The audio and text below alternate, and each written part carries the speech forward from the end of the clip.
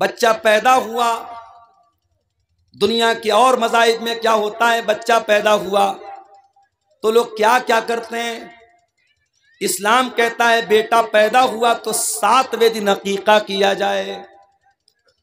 युज़बहुअन हो यौम साबिही, बच्चे की पैदाइश के 7वें दिन अकीका किया जाए। और मसला याद रख लो, अकीका सुन्नत यही है कि 7वें दिन किया जाए। हाँ, अगर बहुत मजबूरी है, बाप के पास पैसा नहीं है, जानवर लाने की ताकत नहीं है, या कोई बहुत बड़ा मसला है और 7वां दिन अगर क्रॉस हो गया तो फिर उसके बाद कभी भी कर सकते हो। फिर कोई ज़रूरी नहीं कि 14वें दिन किया जाए या 21वें दिन किया जाए। सुन्नत तो ये है, अफजल तो ये है कि 7वें दिन किया जाए। अगर 7वें दिन न हो सके तो फिर कभी भी कर सकते हैं। ये मसला याद है। बच्चा पैदा हुआ, शरीयत का हुक्म है 7वें दिन अकीका। और बाप के पास अगर ताकत है अकीका करने की और फिर भी अकीका नहीं करता है और बाद में मौलवी साहब से पूछता है, मौलवी साहब वलीमा हो रहा है घर में, क्या उसमें अकीका कर सकता हूं? क्या कुर्बानी कर रहा हूं बकरीद के मौके पर, क्या कुर्बानी में अकीका का भी जानवर ला सकता हूं क्या? याद रखो, अगर बच्चे की पैदाइश के 7वें दिन ताकत थी और आपने नहीं किया तो गलत किया और इसका जवाब अल्लाह क्या हो गया। इसलिए कि अल्लाह के नबी फरमाते हैं कुल्लु गुलामिन मरहूनुम बिअकीकतिही, हर बच्चा अपने अकीका की वजह से गिरवी रहता है। गिरवी का मतलब समझते हैं आप?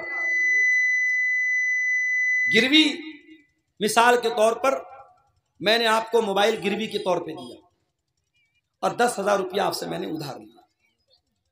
अब ये 10,000 रुपया जो मैंने उधार लिया है, जब तक मैं अदा नहीं करूंगा मुझे मेरा मोबाइल वापस नहीं मिलेगा। गिरवी का ये मतलब। अल्लाह के नबी फरमाते कुल्लु गुलामिन मरहूनुम बिअकीकतिही, बच्चा गिरवी रहता है अपने अकीका की वजह से। जब तक उसका अकीका नहीं कर देंगे बच्चा अपने माँ बाप की बख्शिश का जरिया नहीं बनेगा। या ये कह लीजिए कि बच्चे की तरबियत का और बच्चे के बाप होने का जो हक है वो आपका हक अधूरा माना जाएगा और अल्लाह के आपकी पकड़ होगी कि आपके पास ताकत थी, पैसा था, रुपया था, आपने बच्चे का अकीका क्यों नहीं किया। 7वें दिन अकीका किया। और क्या करना है, वह युसम्मा, और बच्चे का नाम रखना है। और नाम भी बहुत सोच समझ के रखना है, क्योंकि नाम का असर पड़ता है इंसान की जिंदगी। बंगाल और बिहार में और खास तौर से आपकी शेरशाबादी बिरादरी में नामों के सिलसिले में मैं कभी कभी बड़ा परेशान हो जाता हूं। बड़े उल्टे सीधे नाम मिल जाते हैं। मुसलमान लड़का है और नाम बिल्कुल गैर इस्लामी या उल्टा सीधा नाम, न अरबी में वैसा कोई नाम है, न उर्दू में वैसा कोई नाम है। नाम रखो तो एक बार किसी आलिम से मशवरा करो। एक जगह एक औरत ने अपनी बच्ची का नाम रखा अलम तरा। किसी ने पूछा भाई तुमने ये नाम कहां से रखा? बोली कुरान में आया अलम तरा। अरे अल्लाह की बंदी, अलम तरा कुरान में तो आया, कुरान में तो इबलीस भी आया, कुरान में तो फिरौन भी आया, कुरान में तो हामान भी आया। किसी लफ्ज का कुरान में आना ये इस बात की दलील नहीं है कि उसको नाम बना लिया जाए। आजकल एक नया ट्रेंड चला है इंटरनेट पर देख करके नाम रखने का। इंटरनेट पर नाम देखा अनानिया, नाम रख दिया अनानिया। अरे अल्लाह के बंदे, अनानिया का क्या मतलब होता है? तू अरबी जबान जानता नहीं, तू किसी आलिम से कांटेक्ट करता नहीं, तू इंटरनेट के फतवे पर अमल करता है। अपने बच्चे का सही नाम रखो। या तो अपने बच्चों का नाम सहाबा के नाम पे रखो, सहाबियात के नाम पे रखो, नबियों के नाम पे रखो। या अगर लड़का पैदा हुआ है तो अल्लाह ताला के 99 नामों में से किसी एक नाम को ले लो और साथ में अब्द लगा दो। जैसे अल्लाह के 99 नामों में एक नाम अर्रज़्ज़ाक़ है, आप अब्द लगा के अब्दुल रज़्ज़ाक़ कर सकते हो। अल्लाह के 99 नामों में अर्रहमान है, आप अब्द लगा के अब्दुल रहमान कर लो, अब्दुल वहाब कर लो, जितने अल्लाह ताला की जितने नाम हैं उसमें आप अब्द लगा करके बच्चे का नाम, लड़के का नाम रख सकते हैं। या सहाबा के नाम पे रख दीजिए या सहाबियात का नाम रख दीजिए। और अल्लाह के नबी फरमाते वयुहलक़ु रासुहु, बच्चे का नाम रखा जाए, 7वें दिन बच्चे का अकीका किया जाए और बच्चे का बाल मुड़वाया जाए। 7वें दिन बच्चे का बाल मुड़वाया जाए, और उस हदीस से यह भी पता चलता है कि बाल के वजन के बराबर चांदी अल्लाह की राह में सदका की जाए। यह है इस्लाम की तालीम। बच्चा पैदा हुआ, इस्लाम की तालीम ये है। और आगे बढ़ो, बच्चा थोड़ा समझदार हुआ, इस्लाम ये कहता है कि तू बाप है, तू मां है। बच्चा तुझसे सीखता है। बच्चा स्कूल बाद में जाता है, मदरसा बाद में जाता है, पहले मां से सीखता है, पहले बाप से सीखता है। बाप अगर सिगरेट पीने वाला है, बाप गुटखा खाने वाला है, बाप शराब पीने वाला है, बाप गाली देने वाला है, बच्चे को सिखाने की जरूरत नहीं है। बच्चा तेरे कहे बगैर गाली देना शुरू कर देगा, तेरी गैर मौजूदगी में सिगरेट का कश लगाना भी शुरू कर देगा। बच्चा बुरी आदतों को अपने बाप से पहले सीखेगा। मां अगर बेहया है, मां पर्दे का ख्याल नहीं करती, मां नमाज नहीं पढ़ती, मां को जबान पर कंट्रोल नहीं है, मां शौहर की नाफरमानी करती है, मां शौहर के साथ बदतमीजी करती है, छोटी बच्ची है 4 साल की 5 साल की, अपनी मां को देख करके सब सीख रही है। अल्लाह के प्यारे नबी फरमाते हैं, कुल्लु मौलूदिन यूलदु अलल फित्रा, हर बच्चा जब पैदा होता है इस्लाम पर पैदा होता है, फितरत पर पैदा होता है। फ़अबवाहु युहव्विदानिही व युनस्सिरानिही व युमज्जिसानिही, उसके माँ बाप उसको यहूदी बनाते हैं, उसके माँ बाप उसको ईसाई बनाते हैं, उसके माँ बाप उसको मजूसी बनाते हैं। बच्चा तो बड़ा मासूम होता है मेरे भाई, जो सिखाओगे वो सीखे। अभी मुंबई में 6 साल का बच्चा, उसने 11 महीने में कुरान हिफ्ज करके रिकॉर्ड कायम किया है। अखबार की न्यूज मेरे पास मौजूद है, आप कहेंगे तो मैं आपको कटिंग दिखा दूंगा। मुंबई में अहले हदीस का बहुत बड़ा इदारा है, जामिया इस्लामिया मुंबरा। उस बच्चे ने, जो एक आलिम का लड़का है, बाप आलिम है उसके, 11 महीने में 6 साल का बच्चा कुरान पूरा याद कर लेता है। और ये कमाल उस बच्चे का भी है और ये कमाल कुरान का भी है कि अरबी ज़बान उसकी भाषा नहीं है, उसकी लैंग्वेज अरबी नहीं है। वो हिंदुस्तान का रहने वाला, वो इंडिया का रहने वाला, वो उर्दू बोलने वाला बच्चा है। कुरान अरबी ज़बान में है, उसकी लैंग्वेज नहीं है, उसके लिए विदेशी लैंग्वेज है, फॉरेन लैंग्वेज है।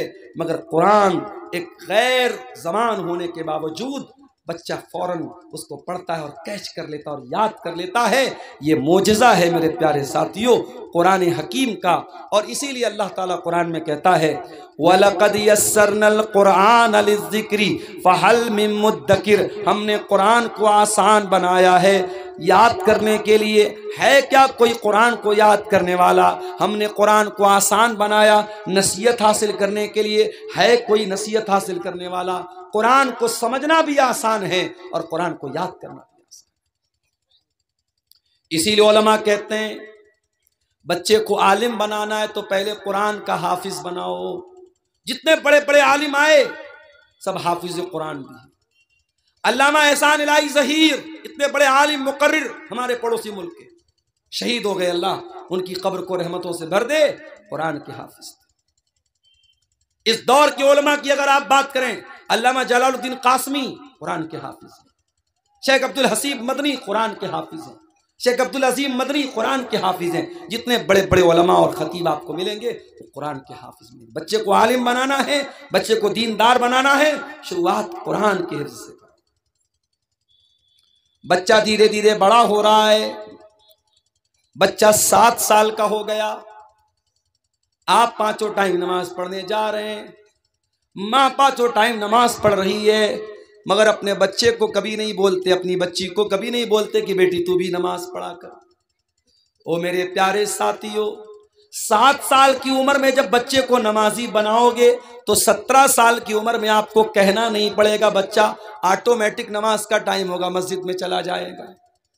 अल्लाह के प्यारे नबी फरमाते हैं, मुरू औलादकुम बिस्सलाती वहुम अबनाउ सबई सिनीन, जब तुम्हारे बच्चे 7 साल के हो जाएं उनको नमाज का हुक्म दो, वज़रिबूहुम अलैहा, और जब तुम्हारे बच्चे 10 साल के हो जाएं और नमाज न पढ़े तो उनकी पिटाई करो, वफ़र्रिक़ू बैनहुम फिल मज़ाज, और उनके बिस्तर अलग कर दो।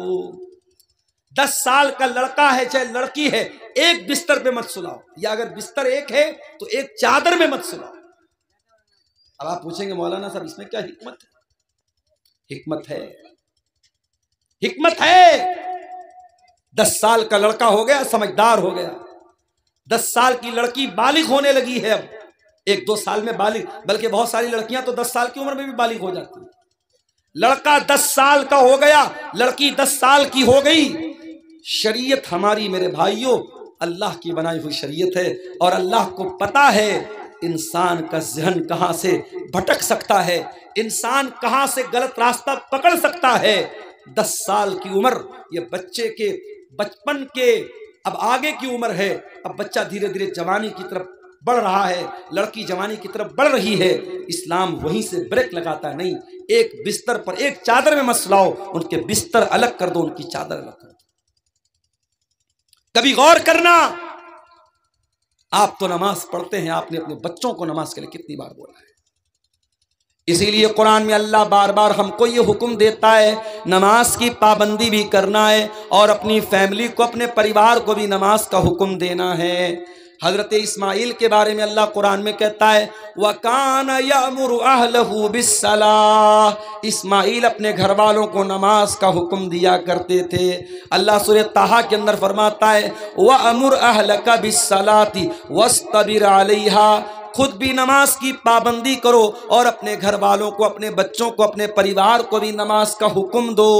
और हदीस में अल्लाह के नबी फरमाते हैं रहीमल्लाहु रजुलन काम मिनल लैल, अल्लाह ताला रहमत नाजिल करे उस इंसान के ऊपर जो रात में उठ करके तहज्जुद पढ़ता है, क़ियामुल लैल पढ़ता है, वह आई कज़म रातहू, और अपनी बीवी को उठाता, अपनी अहलिया को उठाता है। अगर बीवी इनकार कर देती है, अपनी बीवी के चेहरे पर पानी छिड़क देता है, लेकिन बीवी को उठाता है, और अल्लाह ताला रहमत नाजिल करे उस औरत के ऊपर जो रात में उठ करके तहज्जुद पढ़ती है और अपने शौहर को भी उठाती है, और शौहर अगर इनकार कर देता है तो शौहर के चेहरे पर पानी छिड़क करके उसको उठाती है।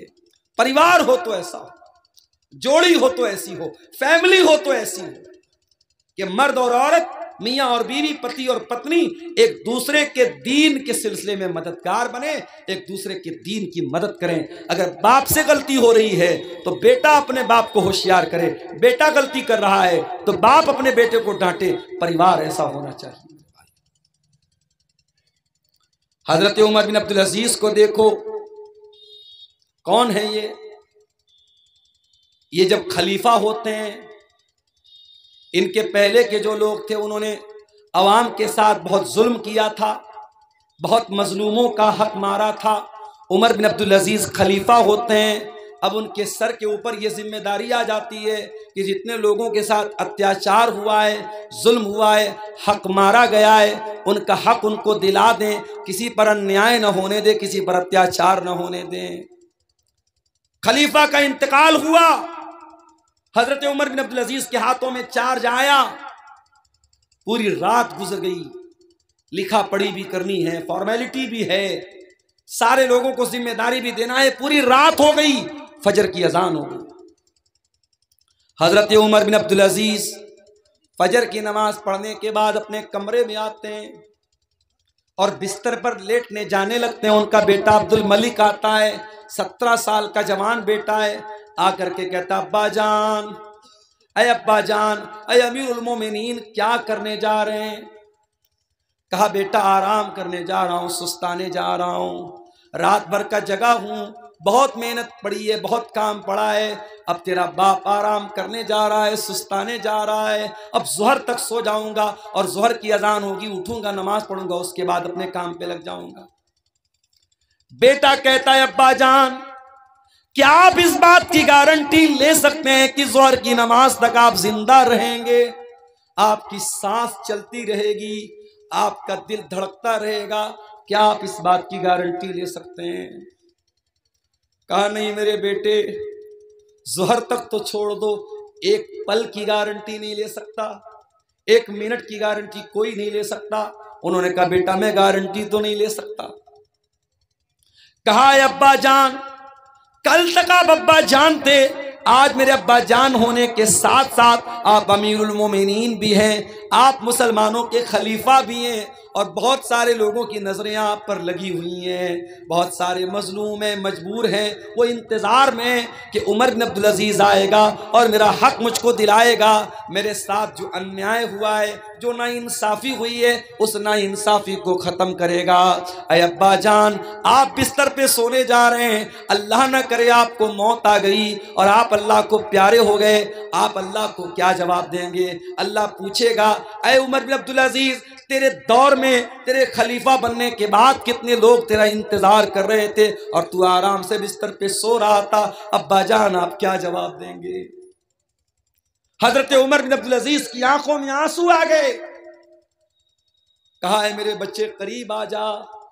बेटे को करीब करके सीने से लगाया।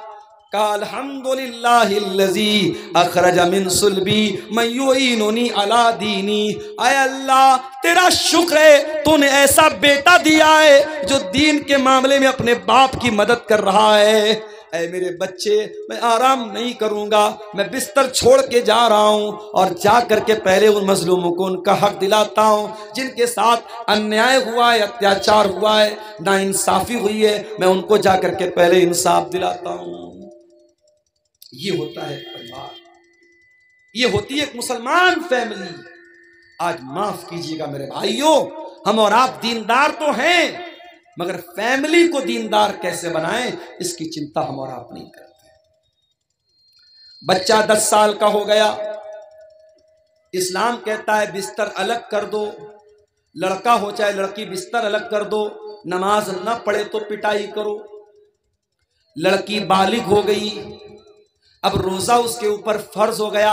अब रमजान का महीना है तो माँ को ये नहीं लगना चाहिए अभी तो मेरी बेटी 12 साल की है, अभी तो गर्मी का रोजा है, बहुत परेशानी होगी। लड़की बालिग हो गई, लड़का बालिग हो गया, अब नमाज फर्ज है उसके ऊपर, अब रोजा फर्ज है उसके ऊपर। अब उसके ऊपर ये कह करके उम्र बहुत कम है, तरस खाने की जरूरत नहीं है।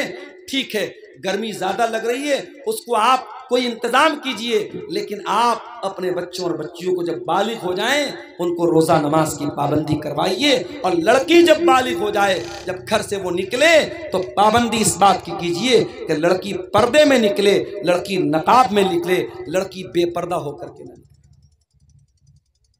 और आगे बढ़िए, लड़का जवान हो गया, लड़की जवान हो गई, शादी के काबिल हो गए। अब क्या करना है? आपकी लड़की के लिए कोई रिश्ता आया, लड़का अच्छा है, दीनदार है, नेक है, मगर ज्यादा पैसा कमाने वाला नहीं है। आपको क्या लगता है, अगर मैं करोड़पति हूं तो मेरा दामाद भी करोड़पति होना चाहिए? अगर मेरे पास इतनी जमीनों जायदाद है, मेरी बेटी भी जमीनों जायदाद वाले घर में जानी चाहिए, चाहे उस घर में दीन नाम की कोई चीज ना हो, इस्लाम नाम की कोई चीज ना हो, कुरान नाम की कोई चीज ना हो, मगर मेरी बेटी महल में जानी चाहिए, मेरी बेटी गरीब घर में नहीं जानी चाहिए। कान खोल करके सुन लो मेरे प्यारे साथियों, अगर ये सोच आपकी है तो सोच बदल लो। अल्लाह के प्यारे नबी फरमाते हैं, इज़ा खतब इलैकुम मिम्मन तरदौन दीनहु व खुल्क़हु, जब तुम्हारी लड़की के लिए ऐसा रिश्ता आए, लड़का दीनदार है, लड़का बाखलाक है, फज़व्विजूहु, तो अपनी लड़कियों की शादी ऐसे लड़कों से कर दिया करो। इल्ला तफ़अलू, अगर तुम ऐसा नहीं करोगे, तकुन फितनतुन फिल अर्ज़ि, तो जमीन में फसाद फैल जाएगा, फितना फैल जाएगा, बिगाड़ फैल जाएगा। आपके बिहार में तो फिर भी गनीमत है। मेरा एक प्रोग्राम हुआ था महाराष्ट्र में, एक जगह पड़ती है आकोट, महाराष्ट्र में एक जगह है आकोट, वहां लड़के लड़कियां 30-30 साल के, 35-35 साल के हो गए, शादी नहीं हो रही। क्यों साहब? गवर्नमेंट जॉब होनी चाहिए, सरकारी नौकरी होनी चाहिए। अब सरकारी नौकरी कोई इतनी आसान तो नहीं है भाई, इतनी आसानी से तो सरकारी नौकरी नहीं मिलने वाली। अब लड़के को सरकारी नौकरी नहीं मिल रही है तो शादी नहीं हुई। कान खोल करके सुन लो, औलाद के साथ ये जुल्म बंद करो, या न्याय बंद करो। औलाद जब शादी के काबिल हो जाए, चाहे लड़का हो चाहे लड़की, उसकी शादी करो, और जमीन जायदाद सब यही रह जाएगा। अगर आपने अपने लड़की के लिए दीनदार दामाद नहीं देखा, पैसा देखा, जमीन देखी, जायदाद देखी, कल आपको पछताना पड़ेगा। आपको जमीन तो मिल जाएगी, जायदाद तो मिल जाएगी, मगर आपकी बेटी जब रातों को रोएगी और कहेगी अल्लाह मेरे माँ बाप ने मुझे फंसा दिया इस जालिम के साथ मेरा निकाह करके, उस वक्त आप अल्लाह को क्या जवाब देंगे? ये सोचिए। दीन को तरजीह दो मेरे भाइयों, और शादी में जल्दी करो, शादी में ताखिर। अगर आप लड़के की शादी कर रहे हैं, बहू लाना चाहते हैं, कैसी बहू लाएंगे? अल्लाह के प्यारे नबी फरमाते तुनकहुल मरातु लिअरबईन, औरत की शादी होती है तो 4 चीजें औरत के अंदर देखी जाती हैं। लिमालिहा वले हसबिहा वले जमालिहा वले दीनिहा, औरत का पैसा देखा जाता है, औरत की खूबसूरती देखी जाती है, औरत का खानदान देखा जाता है, और औरत की दीनदारी देखी जाती है। आपने फरमाया फज़फर बिज़ाति दीन, तुम दीनदार औरत को अपने घर में लेके आ जाओ, कामयाब हो जाओगे। तुम्हारे घर में दीनदार बहू आएगी, रोज़ा नमाज करने वाली बहू आएगी, पर्दा करने वाली बहू आएगी, दीन सीखने वाली सिखाने वाली बहू आएगी, आपके पूरे घर को दीनदार बना देगी। और आपने खूबसूरती देखी, रुपया पैसा देखा, खानदान देखा, और दीनदारी को नहीं देखा, तरीबती यदा का, तो आपके हाथ खाक में मिल जाएंगे, आप बर्बाद हो जाएंगे, मिट्टी में मिल जाएंगे। कामयाब होना है तो दीनदार औरत को मेरे भाइयों बहू बना कर।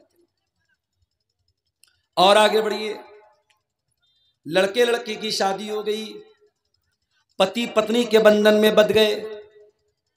अब इस्लाम क्या कहता है? मियां बीवी का रिश्ता प्राइवेट रिश्ता है, और प्राइवेट को प्राइवेसी में रखा जाए। मियां बीवी अपनी सीक्रेट बात किसी को ना बताएं, ये भी बड़ा चलता है। बाज लड़के शादी के अगले दिन उनके दोस्त लोग पूछते बताओ क्या क्या हुआ, लड़कियों से उनकी सहेलियां पूछती हैं, और फिर वो सारी बातें बड़े मजे ले लेके बयान करती है। हराम है ये चीज मेरे भाई, अल्लाह के नबी ने सख्ती से मना किया है। मियां बीवी का रिश्ता बहुत ही प्राइवेट रिश्ता है, इस रिश्ते की बातें बेडरूम के बाहर नहीं जानी चाहिए। इसीलिए अल्लाह ताला कुरान में कहता है हुन्ना लिबासुल लकुम व अंतुम लिबासुल लहुन्ना, तुम अपनी बीवियों के लिए लिबास हो, तुम्हारी बीवियां तुम्हारे लिए लिबास हैं। लिबास जो होता है ना, एक तो लिबास ऊपर से इंसान पहनता है, और एक लिबास वो होता है जो इंसान की बॉडी के साथ अटैच होता है। इंसान बनियाइन पहने हुए है, अब बनियाइन एक प्राइवेट चीज है, तो अल्लाह ताला ने कहा कि मियां बीवी एक दूसरे के लिए लिबास हैं। अब लिबास में प्राइवेसी भी आ गई और लिबास में खूबसूरती भी आ गई, यानी शौहर की जिंदगी में बीवी खूबसूरती बन के आती है, बीवी की जिंदगी में शौहर खूबसूरती बन के आता है, और दोनों एक दूसरे के लिए प्राइवेसी होते हैं, एक दूसरे का राज बन जाते हैं, एक दूसरे के राज की हिफाजत करते हैं। और आगे बढ़िए, शादी हो गई, जिंदगी की गाड़ी आगे बढ़ रही। अब ऐसा तो नहीं है कि शौहर की हर बात बीवी को अच्छी लगेगी, बीवी की हर बात शौहर को अच्छी लगेगी। कभी तो झगड़ा होगा, कभी तो मसला होगा। कुरान कहता अगर कभी मसला हो जाए फ़इज़ूहुन्ना, तो ऐ शौहरो तुम अपनी बीवी को समझाओ, अगर समझ जाए तो अच्छी बात है। वहजुरूहुन्ना फिल मज़ाज, अगर बातचीत से नहीं समझ पा रही हैं, फिर भी नाफरमानी कर रही हैं, फिर भी बदतमीजी कर रही हैं, फिर भी बदज़बानी कर रही हैं, तो कुरान कहता है बिस्तर अलग कर दो। अगर बिस्तर अलग करने से भी मामला हल नहीं हो रहा है तो कुरान कहता है वज़रिबूहुन्ना, हल्की मार उनको मार सकते हो, हल्की चपत लगा सकते हो, हल्की मार मार सकते हो। इस्लाम ये नहीं कह रहा है अगर बीवी ने खाने में नमक तेज कर दिया तो तलाक दे दो, बीवी ने कपड़े पर प्रेस किया, कपड़ा जल गया तो तलाक दे दो। आज इस्लाम के दुश्मनों को मसाला हमने दिया। कल बनारस में मेरी तकरीर थी और टॉपिक यही था मेरा कि इस्लाम औरतों के लिए दीन रहमत है। उस तकरीर में मैंने कहा था कि आज मुसलमान की हरकतों की वजह से इस्लाम बदनाम होता है। जाओ कुरान की कोई एक आयत ला के दिखा दो, नबी की कोई एक हदीस ला के दिखा दो जिससे यह साबित होता हो कि तलाक तलाक तलाक कह देने से तलाक हो जाता। खिलवाड़ बना के रखा, तमाशा बना के रखा। इतना मजबूत रिश्ता, उसको बस तलाक तलाक तलाक बोल दिया, खत्म हो गया।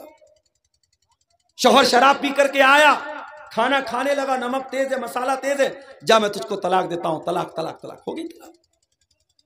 तलाक कोई खिलवाड़ नहीं है मेरे भाई। तलाक का पूरा एक तरीका है, पूरा एक प्रोसेस है। और तलाक के पहले इस्लाम ये कहता है पहले समझा लो, पहले बिस्तर अलग कर दो, अगर जरूरत पड़े तो हल्की मार भी मार लो। अगर इन सबसे भी मसला हल ना बने, मसला हल ना हो, तो कुरान कहता है फबासू हकमम मिन अहलिही व हकमम मिन अहलिहा। लड़के के घर वालों से किसी एक को पंच बना लो, लड़की के घर वालों में से किसी एक को पंच बना लो, और दोनों पंच मिलकर के गौर करें और रिश्ते को बचाने की कोशिश करें। जब ये सारे प्रयास, ये सारी कोशिशें जब विफल हो जाएं, नाकाम हो जाएं, तब इस्लाम कहता है अब तुम तलाक दे सकते हो।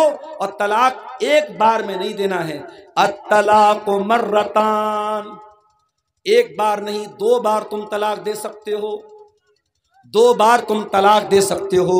2 बार तलाक देने के बाद दोबारा बीवी को बीवी बना करके रखने का तुम्हें परमिशन है, इजाजत है।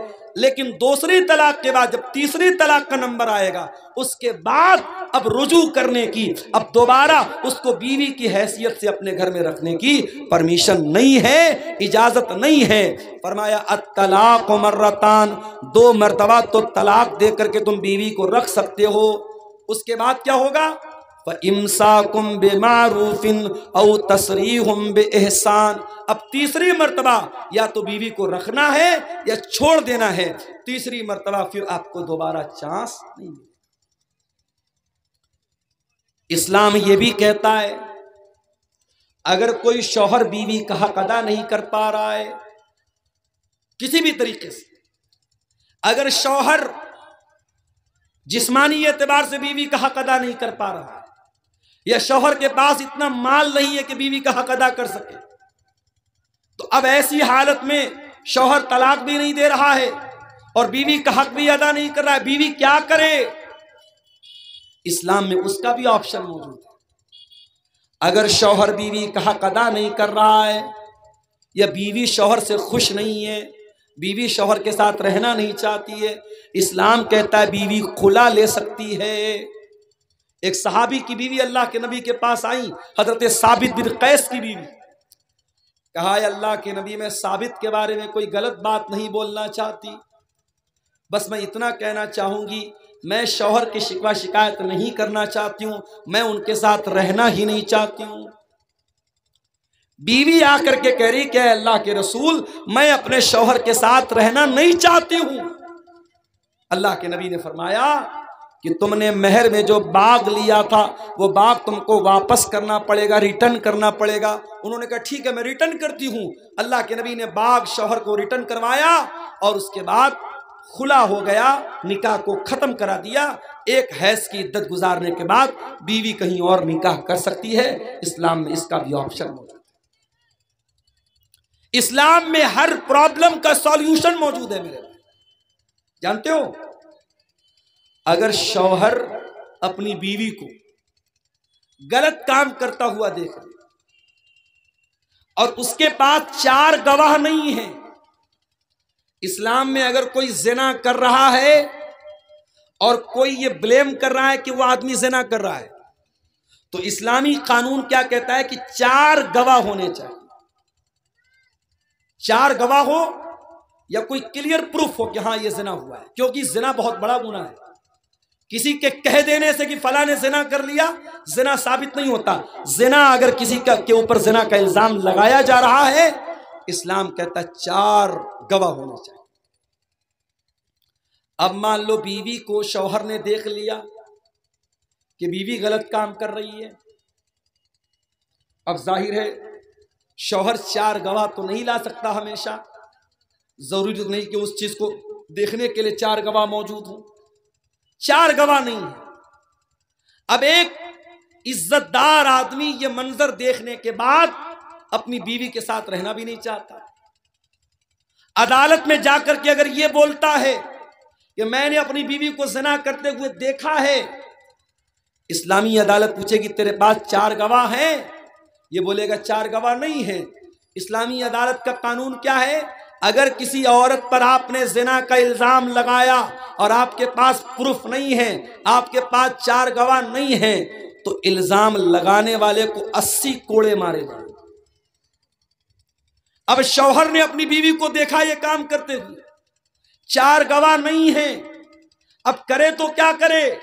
इल्जाम लगाता है तो 4 गवाह लाने पड़ेंगे, 4 गवाह हैं नहीं, अगर अदालत में जाता 80 कोड़े खुद खाना पड़ेगा। अब इसका भी कोई हल है कि नहीं है?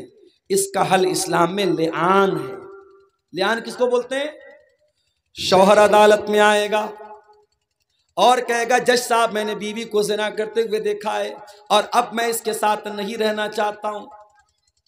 इस्लाम कहता है कि ऐसी सूरत में शौहर 4 बार अल्लाह की कसम खा करके कहेगा, 4 बार अल्लाह की कसम खा करके कहेगा कि मैं सच्चा हूं और मैंने देखा है कि इस औरत ने गलत काम किया है, और 5वीं बार कसम खा करके कहेगा अगर मैं झूठ बोल रहा हूं तो मेरे ऊपर अल्लाह की लानत हो।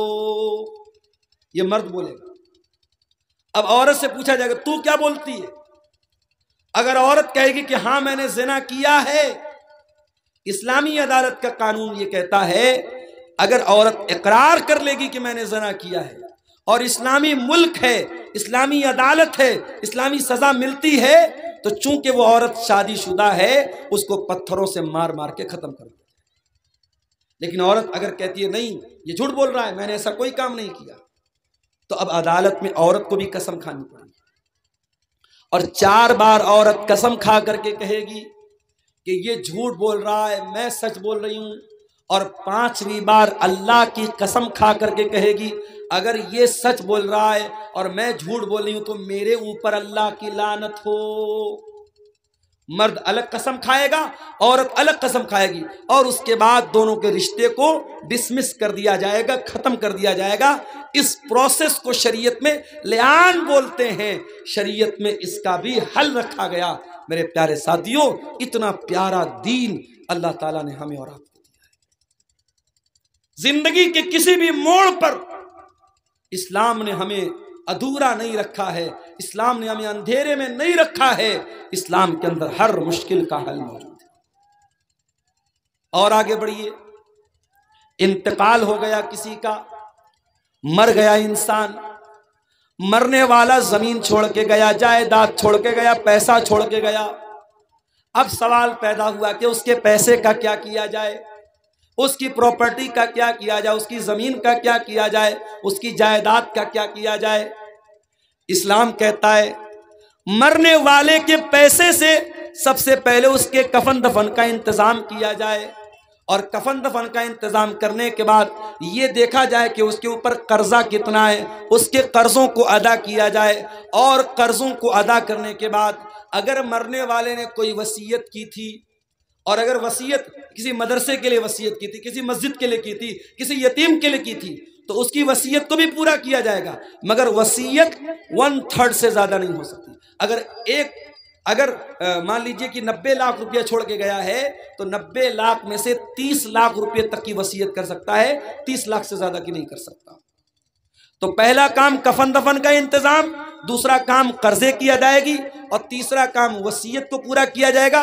और चौथे नंबर पर उसके जो वारिस होंगे, उसका बाप होगा, उसकी माँ होगी, उसकी औलाद होगी, उसकी बीवी होगी, जो भी उसके वारिस होंगे, शरीयत में सबका हिस्सा बताया गया।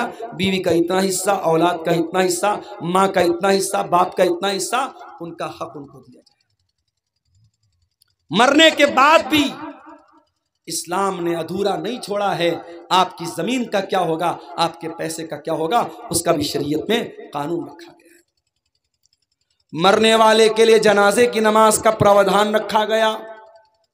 और कभी आपने गौर किया, जब हम जनाजे की नमाज पढ़ते हैं, सामने जनाजा होता है, तो जनाजे की नमाज में हम रुकू नहीं करते, सजदा नहीं करते, ऐसा क्यों? हर नमाज में रुकू है, हर नमाज में सजदा है, मगर जनाजे की नमाज में ना रुकू है ना सजदा, ऐसा क्यों है मेरे भाई?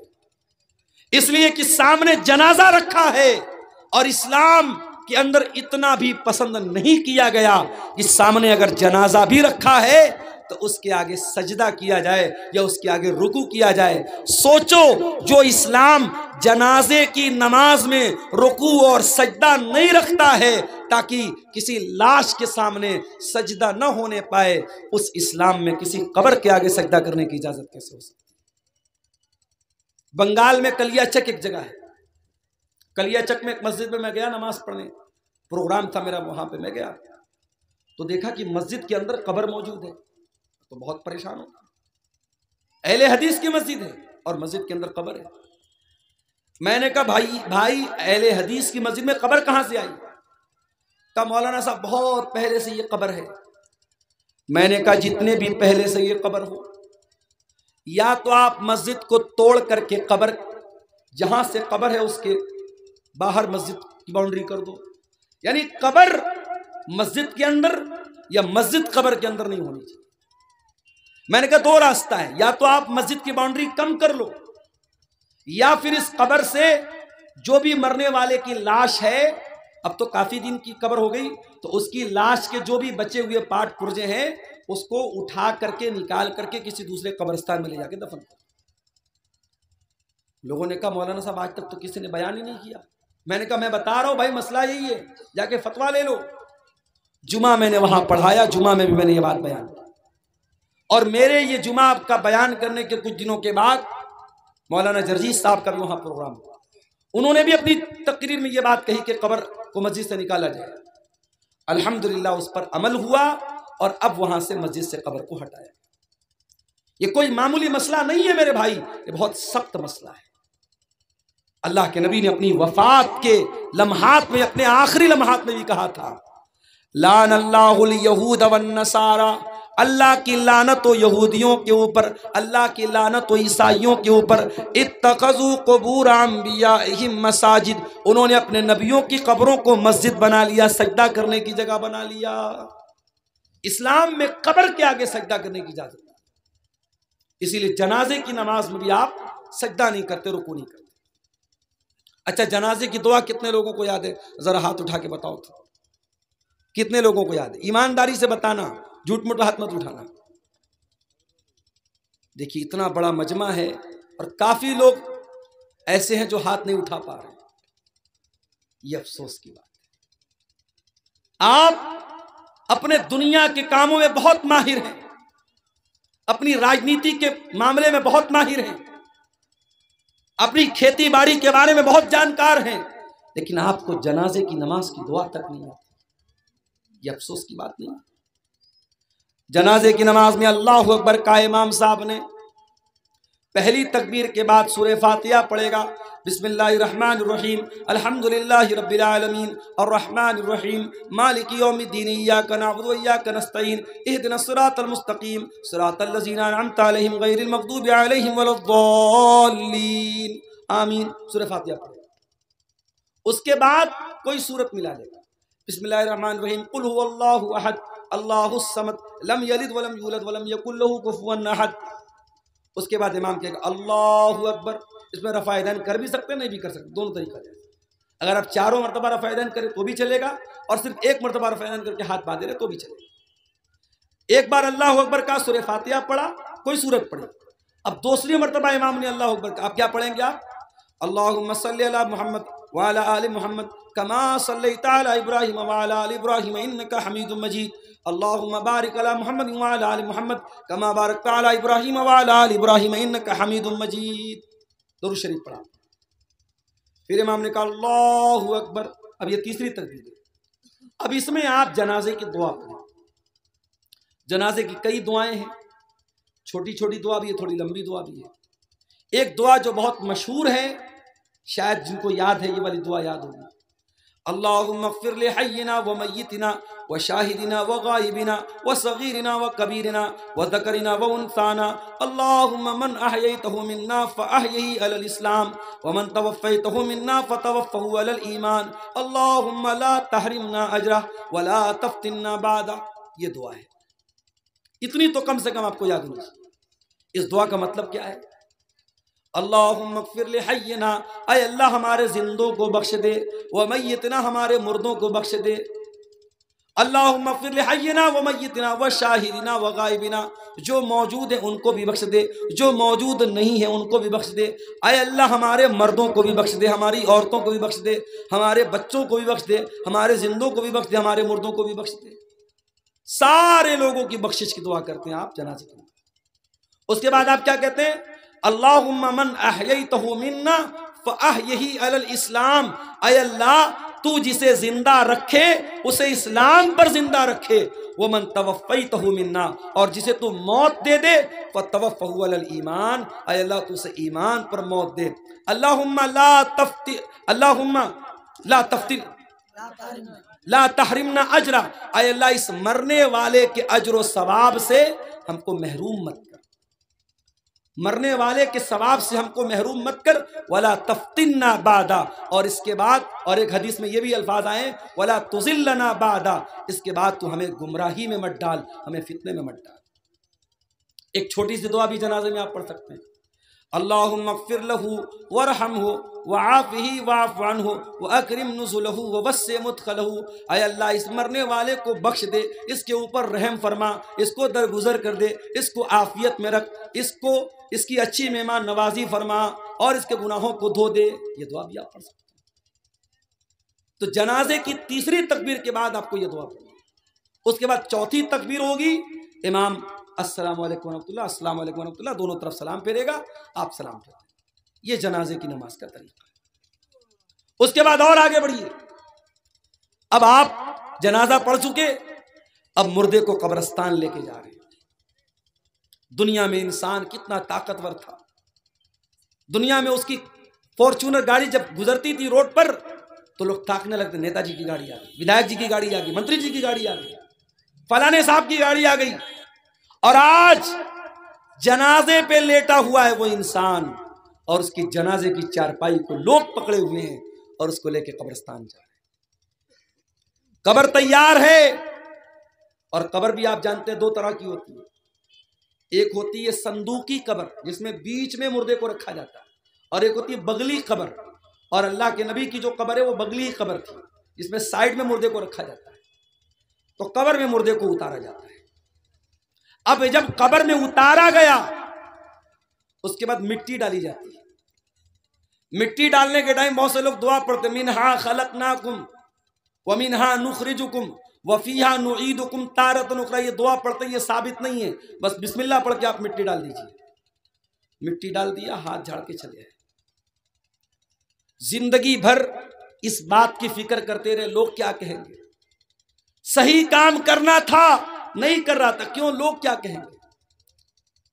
मौलवी साहब ने तकरीर में बयान किया, बारात मत लेके जा, जहेज मत ले तू, मंगनी की रस्म मत कर तू, हल्दी की रस्म मत कर तू। आपकी शेरशाबादी बरादरी में कटिहार में मुझे लोगों ने बताया बाकायदा बैंड बाजा तक की शादी हो रही है। कहां है आप? इतने बड़े बड़े जलसे और हिंदुस्तान के चुनिंदा उलमा को बुलाने का क्या फायदा है अगर आपकी बिरादरी के अंदर जो अल्हम्दुलिल्लाह 80% अहले हदीस लोग हैं, आपकी बिरादरी में अभी भी अगर नाच गाने के साथ और बैंड बाजे के साथ अगर शादी हो रही है और 2-2 लाख रुपया कैश लेके शादी हो रही, तो क्या मतलब है। लेकिन बहुत सारी रस्म रिवाज की बात आती है, लोगों का यही कहना रहता है, लोग क्या कहेंगे। अरे लोग कुछ भी कहें, तू ये देख अल्लाह क्या कहेगा। तुझे हिसाब अल्लाह को देना है, लोगों को नहीं देना है। लोग तो तेरे मरने के बाद आएंगे, कब्र पे मिट्टी देंगे, हाथ झाड़ेंगे, चले जाएंगे। लोग तेरे अच्छे काम की भी तारीफ करने के लिए तेरे मरने का इंतजार करेंगे। जिस दिन तू मरेगा, तेरी कब्र पे मिट्टी देने आएंगे, उस दिन कहेंगे कि हाँ यार आदमी तो बड़ा अच्छा था। जिंदगी में जिसने कभी आपको अच्छा नहीं कहा, वो मरने के बाद अच्छा कहे। लोगों को खुश मत करो मेरे भाई, अल्लाह को खुश करो, उसको राजी करो। लोग तो आपके मरने का इंतजार करते हैं। मैं कभी कभी तकरीर के लिए जब सफर करता हूं, बहुत थक जाता हूं, सच्ची बता रहा हूं। अभी इधर भी कंटिन्यू 7-8 दिन से लगातार मेरे प्रोग्राम हो रहे हैं। कुछ बिहार में भी हुए, कुछ इधर यूपी में भी हुए, कुछ हमारे अपने बनारस में भी हुए। रात में प्रोग्राम करके कभी ऐसा हुआ घर पहुंचा, कभी ऐसा हुआ घर नहीं पहुंचा। फिर सुबह मदरसे की ड्यूटी करना है, सुबह 8 बजे से लेकर 2 बजे तक ड्यूटी करना है। उसके बाद पता लगा साहब फिर निकलना है। कई कई दिन तक तो ऐसा हुआ कि बिस्तर पे नींद नहीं मिली। कभी कभी ऐसा लगता है कि इतना सब करने के बाद भी ऐसा तो नहीं कि सारे लोग मेरी तारीफ ही करेंगे या सारे लोग मुझे अच्छा ही समझेंगे। बहुत सारे लोगों की नजर में मैं बुरा भी हूं, तो मैं लोगों के चक्कर में क्यों पड़ूं भाई। लोगों की तारीफ सुनने के लिए या लोगों की बुराई से बचने के लिए कभी भी सही काम को मत छोड़ो और कभी भी गलत काम मत करो। ये देखो अल्लाह की नजर में सही क्या है और अल्लाह की नजर में गलत क्या है, बस हम अल्लाह को हिसाब देंगे। कब्र में मिट्टी दे के लोग चले गए। यहां तो इतनी बड़ी बड़ी लाइटें जल रही हैं। 4 व्हीलर से मैं आ रहा था, ड्राइवर साहब ने कहा मौलाना साहब प्रोग्राम कहाँ है, नजर नहीं आ रहा है। मैंने कहा लाइट नजर आएगी समझ जाना। दूर से ट्यूबलाइट नजर आने लगी। अब्दुल अजीज भाई को मैंने फोन किया कि हाँ आपके प्रोग्राम के लोकेशन पर पहुंच गया। प्रोग्राम है, आपने दूर तक लाइटों को लगाया है। कभी कब्र में आपने कोई लाइट देखी है? कभी ऐसा हुआ कि आपने मुर्दे को दफनाया हो और साथ में एक लालटेन रख दिया हो, एक मोबाइल का टॉर्च जला दिया हो? नहीं, वहां कोई रोशनी नहीं छोड़ के जाता। दुनिया में गर्मी का मौसम होता है, हम कूलर पंखा एसी जैसी ताकतें लगाते हैं। कब्र में कोई एसी लगाता है क्या? कोई पंखा लगाता है क्या?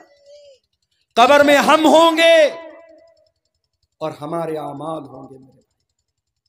और कब्र के अंधेरे में अगर हमारे आमाल खराब होंगे, हमारे काम गंदे होंगे, हमने अल्लाह को नाराज किया होगा, माफ करना उस अंधेरे से हम नहीं बच सकते।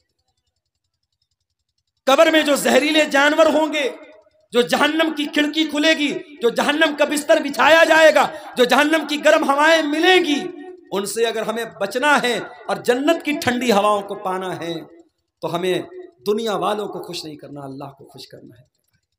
अल्लाह को खुश करना है। अबू दाऊद के अल्फाज हैं, एक अंसारी साहबी का जनाजा था, जनाजे को कब्र में उतारा जा रहा था।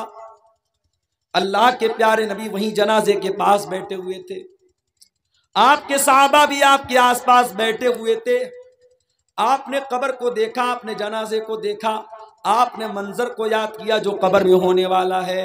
जब कब्र में होने वाले मंजर को आपने याद किया, हदीस के अल्फाज हैं, फबकन नबी, अल्लाह के नबी रोने लगे।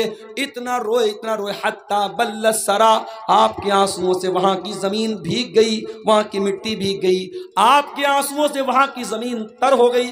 और आपने कब्र की तरफ इशारा करके फरमाया, लेमिस्ले हाजा फअइद्दू या इख्वानी, ऐ मेरे सहाबा इस कब्र की तैयारी करो, इस कब्र में तुम सबको जाना है, हम सबको जाना है। ओ मेरे प्यारे भाइयों, जब मुर्दों को दफनाने जाया करो तो सोचा करो कि वो दिन हमारे ऊपर भी आने वाला है।